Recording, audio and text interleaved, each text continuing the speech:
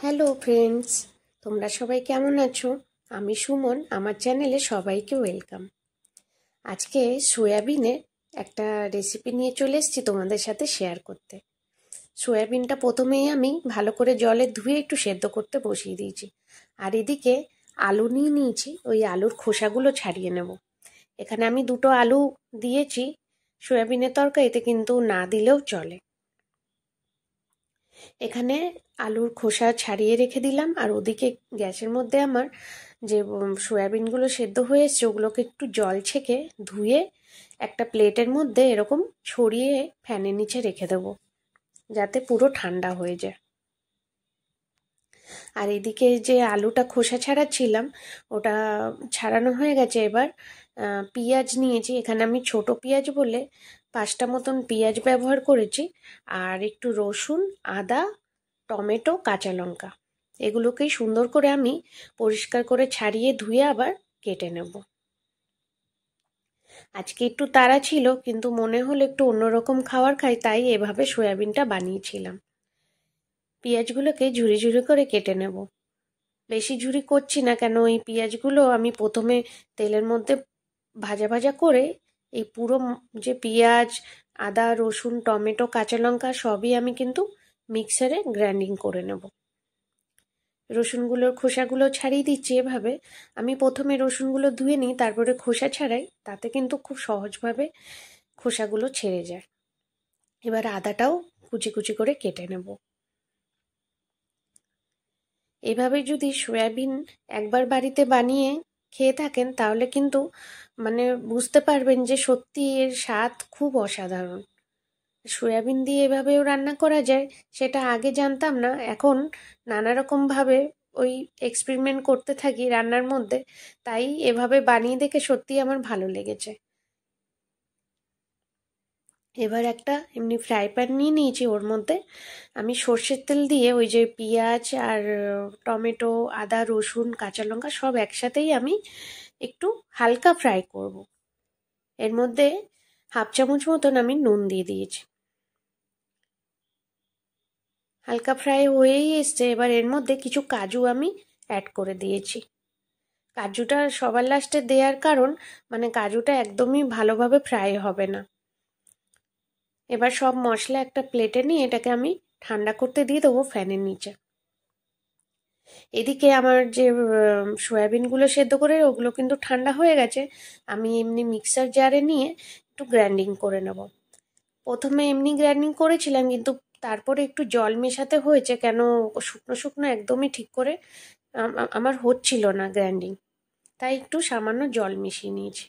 এবার পাশে ওই সয়াবিনের যে ব্যাটারটা ওটা সাইডে রেখে এদিকে ওই যে ভাজা মশলা যেগুলো আমি নিয়েছিলাম, টমেটো, পেঁয়াজ, আদা, রসুন, কাঁচা লঙ্কা, ওগুলোই ভেজে রেখেছিল, ওগুলো একটা স্মুথ পেস্ট এমনি তৈরি করে দিলাম।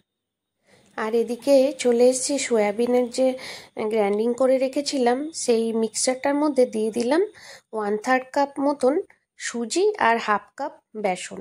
আমি প্রথমেই পুরো সুজি আর বেসনটা দিইনি, অল্প একটু দিয়ে ভালো করে মেখে নেব, তারপরে আবার অ্যাড করব। কারণ এর মধ্যে আমি যে একটু জল ব্যবহার করেছিলাম, তার জন্যই আমাকে সুজি বেসনটা দিতে হয়েছিল। কিন্তু খেতে খুব দারুণ স্বাদ হয়েছিল। এর আগে আমি একবার বানিয়েছিলাম, খুব ভালো স্বাদ হয়েছিল বলেই আজকে ভাবলাম তোমাদের সাথে শেয়ার করি। এবার সামান্য একটু হলুদের গুঁড়ো দিয়ে দিয়েছি, আর একটু মেখে নেব ভালো করে। তারপরে আমি এর মধ্যে ভাজা মশলা 1/2 চামচের মতন দিয়েছি। এখানে ভাজা মশলা বলতে ওই জিরে আর শুকনো লঙ্কা, যেটা ড্রাই রোস্ট করে আমরা ভাজা মশলা ব্যবহার করে থাকি, ওই ভাজা মশলাই 1/2 চামচ, আর একটু সামান্য নুন দিয়ে ভালো করে আবার মেখে নেব। এখানে সয়াবিনের কোপ্তা রেডি হয়ে গেছে ব্যাটারটা, এবার এক এক করে আমি ভেজে নেব। আজকে আমি সয়াবিনের কোপ্তাই বানাচ্ছি, তবে একটু অন্যরকম ভাবে। এটা কিন্তু নিরামিষ ভাবেও বানানো যায়, আজকে আমি পেঁয়াজ রসুন দিয়ে বানাচ্ছি। আর খেতে কিন্তু কেউ বুঝবে না যারা খাবে যে আমরা সয়াবিন খাচ্ছি। অনেকেই আছে সয়াবিন ডাইরেক্ট খেতে হয়তো পছন্দ করে না, কিন্তু এরকম ভাবে বানিয়ে দিলে তারা একদম বুঝতেই পারবে না যে তারা সয়াবিন খাচ্ছে। এবার এক এক করে কোপ্তাগুলো সুন্দর করে ভেজে নেব। এখানে আমি একটা স্পুনের ব্যবহার করেছি, এটাই কিন্তু খুব সুবিধা হয় এদিক ওদিক করে মানে উল্টে পাল্টে দিতে। তোমরা যারা যারা আমার ভিডিও দেখছো রান্নার, তারা কিন্তু অবশ্যই আমাকে কমেন্ট করো আমার রান্নার ভিডিও তোমাদের কেমন লাগে দেখতে।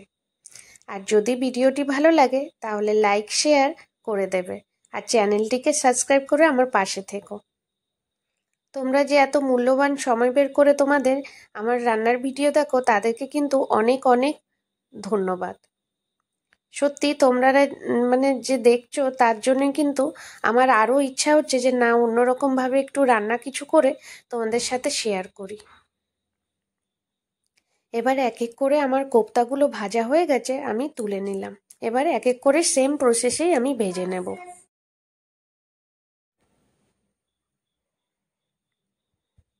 একটু টাইম লাগে, কেন কোপ্তাগুলো ভাজতে একটু সময় লাগে। আর এদিকে আমি কিন্তু আবার ওই সেম ফ্রাই প্যানটা বসিয়ে দিয়েছি। এদিকে ওই যে আলুগুলো কেটে রেখেছিলাম, সামান্য একটু নুন দিয়ে ভেজে নেব। ওই যে আলু ভাজার মতন পুরো লাল লাল করেই আমি ভাজবো, যাতে একদম সেদ্ধ হয়ে যায়। এদিকে ফ্রাই প্যানে যে মশলাটা বানিয়ে রেখেছিলাম সেটাই কিন্তু ঢেলে একটু কষিয়েই ওর মধ্যে ধনের গুঁড়ো, হলুদের গুঁড়ো আর ওই যে কিশমিশগুলো দিয়ে দিলাম, আর সামান্য একটু নুন দিয়ে আবার ভালো করে কষিয়ে নেব। আমি যে মিক্সার জারে যে মশলাটা বেটেছিলাম তার মধ্যে একটু জল দিয়ে ওই জলটা দিয়েই কষাবো।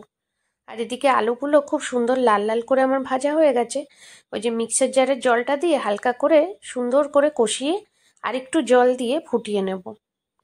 কড়াইতে প্রথমে যে সর্ষের তেল দিয়েছিলাম তার মধ্যেই দুটো শুকনো লঙ্কা আর একটা তেজপাতা ফোড়ন দিয়ে আমি ওই যে মশলাটা ঢেলে দিয়েছিলাম। ওটাই কষাতে কষাতে ওর মধ্যে যে শুকনো মশলাগুলো ব্যবহার করলাম সেটা কিন্তু তোমাদেরকে দেখানো হয়েছে, কিন্তু যে কড়াইতে ফোড়ন দিয়ে মশলা সেটা আর তোমাদের সাথে দেখানো হয়নি। তবে আমি ডেসক্রিপশানে দিয়ে দেব, যা যা ইউজ করেছি তোমাদের সুবিধা হবে, একবার দেখে নেবে। ঝোলটা ফুটে এসছে, এবার ওপর দিয়ে সামান্য একটু বাটার আর একটু কাসুরি মেথি ছড়িয়ে দিলাম। একদম আমার রেডি সয়াবিনের কোপ্তা কারি। আর এটাকে আমি ঢেকে 5 মিনিট তারপরে সার্ভ করব। আমি এখানে একটু গ্রেভি গ্রেভি কারিটা রেখেছি, যাতে রুটি বা পরোটা আর ভাতের সাথেও খেতে খুব ভালো লাগে। আর এটা যত ঠান্ডা হবে ততটাই ঝোলটা টেনে নেবে কোপ্তার মধ্যে। এখানে একটা বাউলে আমি এভাবে সার্ভ করে নিচ্ছি। আজকের রেসিপিটা কেমন লাগলো অবশ্যই কিন্তু কমেন্ট করে জানিও। আর বিশ্বাস করো এটা খেতে যে এতটাই ভালো হয়, আর খুব সাধারণভাবেই একটু সময় লাগে কোপ্তাগুলো ভাজতে, নে তো একদম তাড়াতাড়ি রান্নাটা হয়ে যায়। আজকে সয়াবিনের এই কোপ্তা কারি দিয়ে আমি রুটির সাথে খেয়েছিলাম। গরম গরম রুটির সাথে দুর্দান্ত লাগে। সবাই সুস্থ থাকবে, ভালো থাকবে, আবার কালকে দেখা হবে। নমস্কার।